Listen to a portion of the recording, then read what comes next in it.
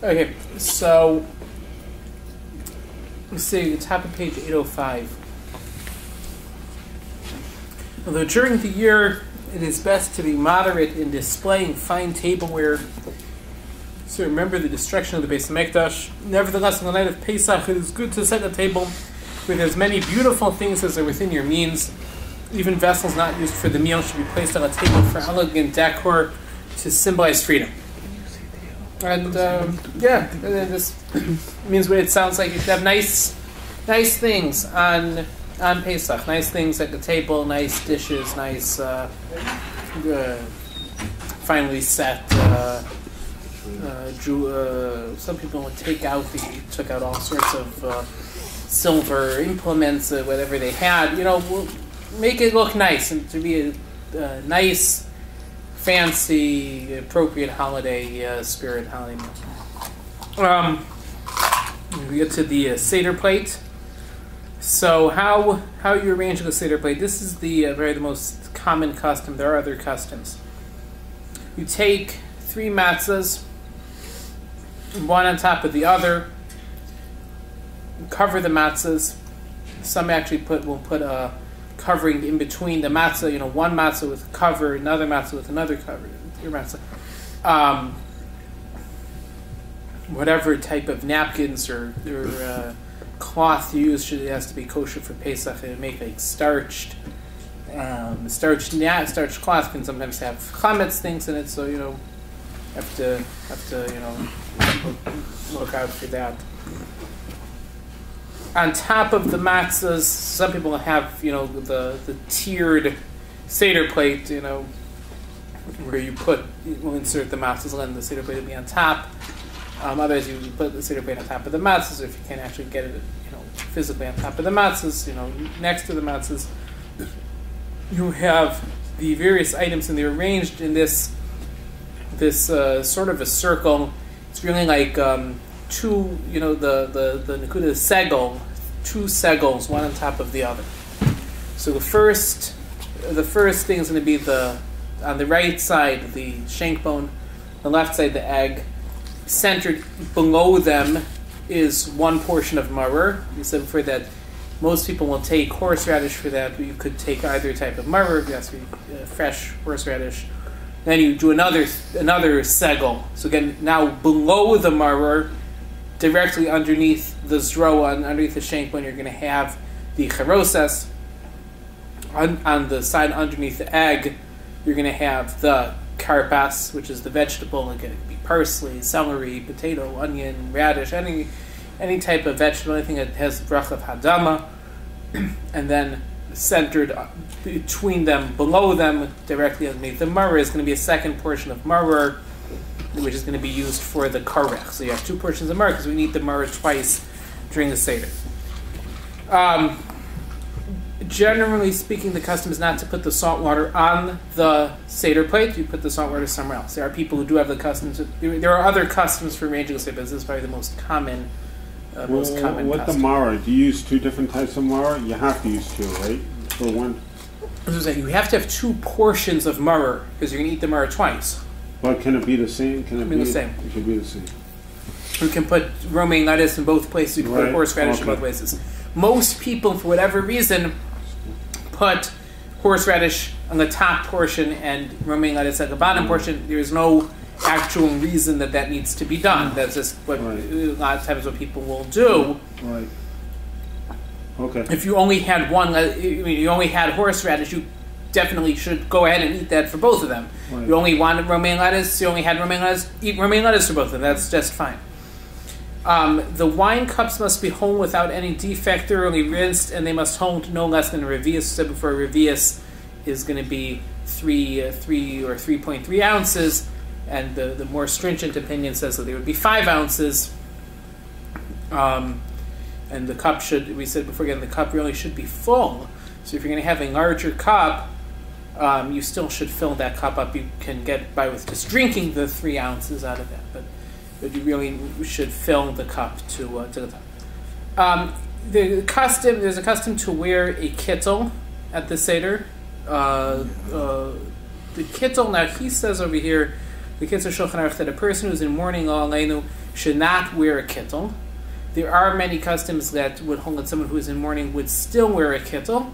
And it depends. There are two reasons why someone wears a kittel at the seder. One reason is it's a honorable garment. It looks like the angels. The other reason to wear a kittel is to remind one of the time when he's going to have to wear a kittel permanently after 120 years. Yeah. And that obviously is something that would be appropriate even for someone in mourning. So there are customs. Someone who has that circumstance should ask a shaila about it. There are different customs about it. Either case, though, someone who is in mourning Elena should recline at the seder.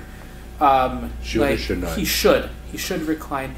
There is one exception to this. If somebody, a close relative died and was buried on Erev Yantif, very, very, very close to the start of Yantif, and there was actually, the burial did not finish before Yantif. Whatever, they finished doing it with non-Jewish people, but it did not finish before Yantif started.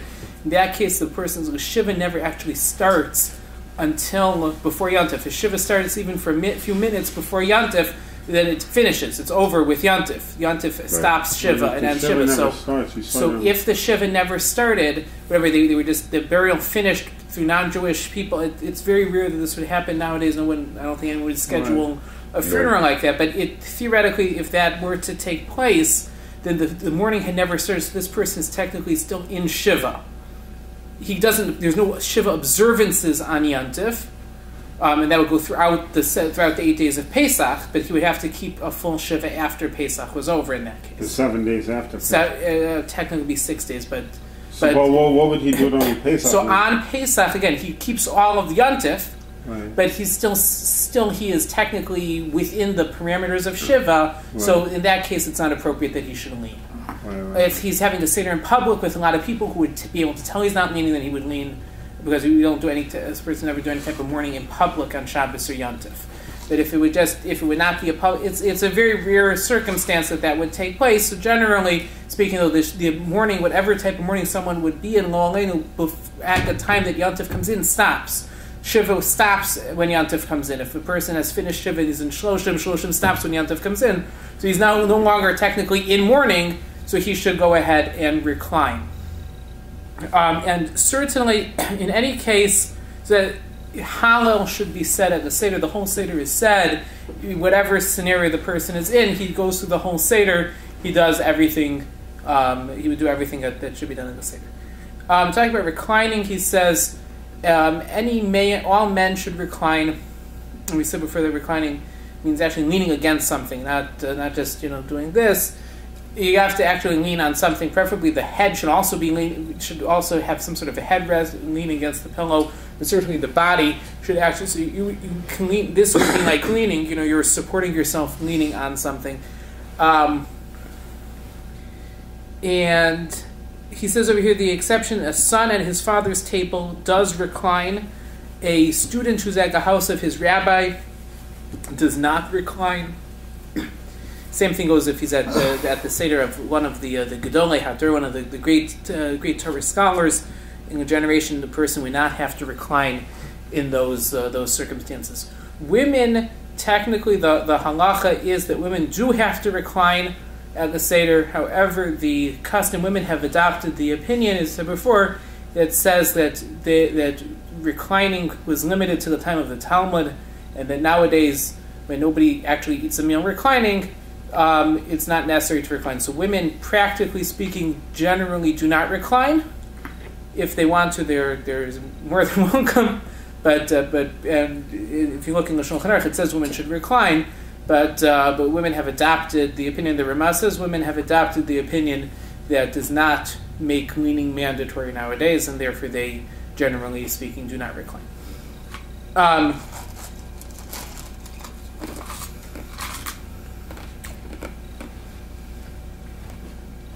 Okay, when does the Seder start? So he tells us here, although on every other Shabbos and Yantif, started chapter 119, on every other Shabbos and Yantif, you are permitted to say Kiddush and eat a meal while it is still day, in order to add from the second word to the holy. On Pesach, you are not permitted to do so. Why? And he explains like this. The mitzvah of eating matzah has to be done at night. The mitzvah of drinking the 4 cups and saying the haggadah is based on the matzah. And therefore, to say Kiddush, which is the first cup, you're going to have to wait until it is nighttime. Until it's definitely night, and they'll have that time announced. That's the time that Shabbos ends. Again, whatever custom one follows for the end of Shabbos. So they'll have that announced, and it'll probably be sometime around 8 o'clock. The person who conducts the seder puts on the Kittel and takes the seat to conduct the seder, and the seder should start as soon as possible in order to make sure the children are up for it, that everyone is able to participate. He talks about distributing almonds and nuts and candies and things to the children to get them interested. What's going on? This is kind of different. What are we doing here? And they'll start asking questions. Children who have reached the age of chinuch, which is meaning that they can understand the story of the Exodus, to some degree. But I'm saying they should have a cup of wine. The children can have grape juice under bar bat mitzvah, but they should have a cup, and it should be again at least 3 ounces of wine if they're able to understand the story. It is also customary to fill an additional cup of wine called the cup of Elijah. Some people fill it at the beginning of the seder. Again, many other people have the custom to fill it either before or after benching, but that again, it doesn't have to be that huge ornate cup. It could be any cup, but it should be again the required amount, like I said before. A lot of times we do use that ornate cup. You could not definitely go ahead. Well, I think there's a lot of customs. I know in my family we have a custom to use a certain cup. Yes, I know. That's wonderful. It's usually a big cup. And that's wonderful. I'm just saying, according to the technical halacha, you could just use a regular cup. It doesn't have to be bigger than... What do we do? We use a big cup, and everybody can see the nice big cup. Yeah, well, that's going to be a more recent development. That's not going to be here in the Shulchan Aruch. So it says a servant or member of the household should fill the cups instead of doing it oneself. Again, nowadays the person's not going to actually have servants in their house, generally speaking, pouring the wine. So if you do have servants or you have waiters or something at the meal, they should pour the wine. If you're gonna just be eating by yourself, so some people will just pour the wine themselves. Maybe for the leader of the seder, someone will pour them the wine. Some people will do this. They switch off who pours the wine for another person. This again, but the idea of having a servant do it is to do it derech cheres, the manner of a free man. Pours your cup for you. Yeah. People have different people. As you go for the seder, say you pouring and somebody pours for you, and you pour for them, and the yes. So he says like this: when you have a cup, this is what you're supposed to drink from the cup. You have to drink at least the majority of the cup. So let's say you have, for instance, a 3-ounce cup. Even if you had a 3-ounce cup, you don't have to drink all 3 ounces. You have to drink most of the cup. This is true with the exception of the 4th cup. The 4th cup you have to drink at least at least 3 ounces, or some say 5 ounces. Because the 4th cup, you're going to have to make the after blessing over drinking wine, for which you will have needed to drink a revius of wine. If somebody has a cup that contains more than the amount of a revius, it's preferable to drink the whole cup, or at least most of the very large cup. But technically, all one would need to drink would be the revius, would be the 3 ounces or 5 ounces. And then one should fill the cup. Don't not fill the cup because you don't want to drink more. It's better to have the cup filled and just drink revius, just drink the 3 ounces or 5 ounces, than not fill the cup. And certainly for the one leading the seder. But everyone at the seder should have a cup, both men and women and children. Like we said, children under bar bat mitzvah could have grape juice. Women find it difficult to have wine, could have grape juice. But men really should, from bar mitzvah, should really have wine if they're medically able to handle that. Physically able to handle it. When you drink the 4 cups of wine, you should have in mind to fulfill the mitzvah of drinking the 4 cups. You should have the mitzvah in mind to fulfill the mitzvah of the haggadah and eating the matzah and maror and all of the various things. And a lot of haggadahs will even have printed in them l'shem yichud or hineni muchanu mezuma and different paragraphs. I'm telling you, I probably have haggadahs with that in there. What is it? What's the reason for that they write that in? so you know what you're doing. We say a mitzvah. The Gemara says mitzvahs tzrichos kavana. To fulfill a mitzvah, you should have it in mind. You should know what you're doing. Right. So when you get to different parts of the seder, to say, to know, we're going to do, this is the mitzvah we're doing now. Let's, let's make sure we know what we're doing. It's not necessary to say them. I mean, I don't do it. You do it. I don't think you do it. No, we usually say them. We do. So you see what's in the haggadah. If it's not, it's in the haggadah. There are some poskim. There are some poskim who don't like saying the ones right before Bray Pri Hagafen because it's maybe a hefsek or something like that. But it's printed in the haggadah a lot of times. And custom, a lot of people have the custom to specifically say these things. Whether or not you say them, though, you should have it in mind. I'm going to drink the 4 cups. This is for the mitzvah of the 4 cups. I'm going to have the matzah. This is for the mitzvah of the matzah. Again, as you mentioned, for eating the matzah is a biblical mitzvah. Saying the haggadah is a biblical mitzvah. The other mitzvahs that we do are also saying benching is a biblical mitzvah. The other mitzvahs are rabbinic mitzvahs, the 4 cups, and the maror nowadays. The maror at a time when one is eating it with the carbon Pesach, the maror is biblically required, and when one is eating it nowadays, it's only a rabbinical mitzvah. So you say the kiddush as it's written in the haggadah. There are 2 customs for how you make kiddush. One custom is that the person leading the seder makes kiddush, and everyone has their own cup. You can hold your cup, not hold your cup. You have your own cup. You say amen to the kiddush that is made by the leader of the seder when you drink your cup. The other customs that everyone says the kiddush together. Either custom is fine. You follow your whatever you usually do in your family. For different people, but then again, my father saying, and I probably say it too. Yeah.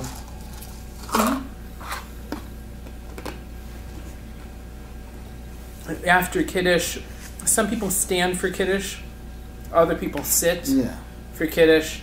At the seder to be part of the manner of free men. So some people sit. Some people stand. I know how to stand. What do you stand? I usually stand.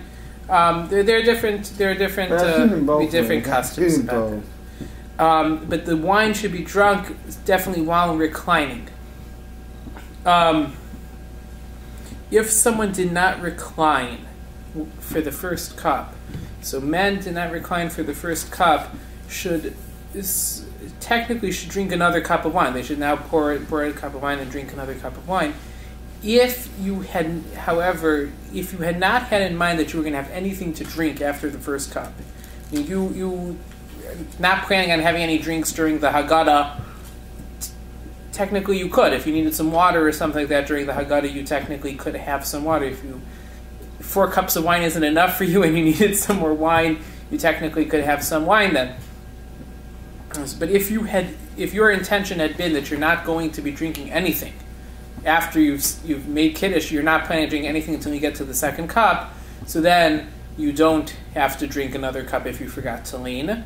And the reason is because now if I hadn't intended to drink any more wine, then I would have to make another bracha on this cup. Now it looks like I'm doing a 5th cup, and you don't do a 5th cup. So practically speaking, unless you were planning on having something to drink during the course of the haggadah, which is permitted to do, you can have some water during the haggadah or something like that. But if you had not been intending to drink anything during the haggadah, then you would not drink the cup again, even if you missed leaning. If you were planning on drinking something during the haggadah, in which case you're not going to have to say another Bray Pri Hagafen over your cup of wine, then you should drink, a man who forgot to recline should drink another cup of wine while reclining again without saying a bracha. And reclining is important to do. The cup should be drunk. When we talk about drinking the amount of wine that one's going to need to drink, rov revius, most of the revius, so needs to more than half of the 3 ounces, more than 1.5 ounces, should be drunk preferably in one gulp, or definitely not more than a few seconds. Don't. This is not a sipping wine time. This is the idea of to drink it as a drink. It should be. The Gemara says that's the way that the wine was poured in the libations on the altar, and this is the way to be doing this. Now I can go and have a cocktail. Like this is not a cocktail. This is not and the kippings, and they sip a cup of wine. They take another sip while they're talking to them. No, that's not what it is. No. It's not a cocktail. Then he says, So then he says you should wash your hands. This is urchatz. You wash your hands without saying the bracha. You should dry your hands. You should take a piece of carpass. If for whatever reason someone did say the bracha, there are different opinions what you do then. If you did say the bracha, the best thing to do, according to many poskim, there are some poskim who say you'd have to rearrange the seder and skip ahead and do the matzah and then go backwards. But many poskim would agree if you did wash your hands with a bracha, whatever you said the bracha by mistake, to make sure to have a kizayas of the vegetable that you're going to dip. According to many poskim, that would be acceptable. Other poskim say you would actually have to, at this point, go ahead, eat the matzah and the maror and the korech. You just go ahead and do all of that, and then go back and read the haggadah again. And so because you've already washed your hands with a bracha, that's further better. So try remember not to say the bracha. Yeah. You take a piece of carpass, the vegetable, you dip it in salt water. By the way, if for whatever reason someone doesn't have salt water, you can use another dip. There's no salt water, you can dip it in dip in vinegar. If you don't even have that, you could dip it even in the charosas. It should be dipped though in something. You dip all the portions, you pass them out, then you say the bracha of hadama. And part of the bracha of hadama is to have in mind also the maror that you're going to eat later, that this bracha of hadama should cover the maror. Eat the carpass. There are different opinions about whether or not one reclines while eating the carpass. The Kittel Shulchan Aruch says one should recline while eating the carpass. There are others who say no, that one does not recline while eating the carpass. The carpass also commemorates the slavery. One of the ideas of carpass, the acronym of carpass is Samech Perech, that the people were in slavery. And therefore, there are some people who will say to eat it sitting up. You should follow your custom. Some people actually do both. You take a bite while you're leaning, you take a bite while you're sitting. There's no minimum amount of carpass. A bite is fine. And we actually try generally not to eat a kizayis, because then there's a whole question, do you make it after blessing or not? We try not to eat it, because that's just a little bit of carpass. Again, like I said before, if for whatever reason you did, there are people even who do this, who follow the custom of the Vilna Gaon. They actually specifically wash their hands, make a bracha, and eat a kizayis of carpass, but that's not the general custom to do. After we eat the carpass, then we break the middle matzah, that's yachatz. The larger half of the middle matzah is wrapped up, that's the afikomen. For later. You wrap that up. You wrap it up because it says the Jews wrapped up the matzah in their clothes. Some people they put it on their shoulder. Put it on the shoulder. There's a Sephardic custom that people will do. They walk around with the shoulder. And there are different customs what you do with it. They're supposed to talk about having it wrapped up. The leader puts it inside the pillows that he's sitting on. The children hide it. The parents hide it from the children. There are different customs what to do. The adult hides and the children. There are a lot of different customs what to do with. If the children bring it back, they get a gift. But that's not brought down. Or if it's hidden, the children find the afikomen and they get their gift. But that's not brought down. There are people who do it. There are people who have different customs with it. But where they get the gift, that's not brought. You can't find it here. You gotta be a good bargainer for that. If for whatever reason, as sometimes happens, the matzah does not make its way back to the afikomen does not make its way back. Don't bring matzah back. You can use another piece of matzah later for the afikomen. But preferably the adults, someone should be keeping track of where the afikomen is, what's going on. The smaller piece is put back in the seder plate in the middle portion. At this point, the haggadah begins. We open uncover the matzahs. Your different customs, what you do at this point. Some people lift up the whole seder plate. Some people lift up the middle matzah. You say halach ma'anya. They lift up the matzah like whole lakman. This is the butter fish, so they pick up the matzah. But some pick up the seder plate. We fill up the second cup right before our manistana. You fill it up. So then the children will ask, why are we having a drink again? They can't figure out. If we're going to drink again, they can't figure that out. The children then ask the questions. This is how they're usual. First we ate the carpass. We didn't have the matzah, we had the carpass. And now we're having another drink of wine before dinner. Exactly. It seems a little...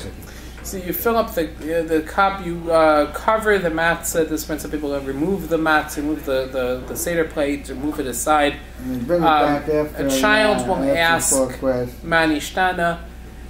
There are different customs, how you do it. All the children, one child, some children. If there are no children, someone still has to ask the questions. An adult will ask the questions, even if a person's having a seder by himself, whatever reason, there's no one else there, still read the questions. Then the seder plate is brought back or uncovered, whatever is necessary. The matzah should be uncovered during the haggadah. I should say the haggadah. Haggadah should be said in a way that people understand it. It can be said in any language as long as people understand what's going on. You can say it in English, you can say it in whatever languages people understand what's going on. From the transliteration, but a lot of times we just have people read the translation, just read themselves. And some paragraphs we ask people to read, So it can be read in any language. And sometimes some paragraphs will translate anyway, Yeah, and the important thing is to understand what's going on in the haggadah. And hopefully later on we'll get an opportunity to go through a little bit of the haggadah and see what we're talking about today. Sure.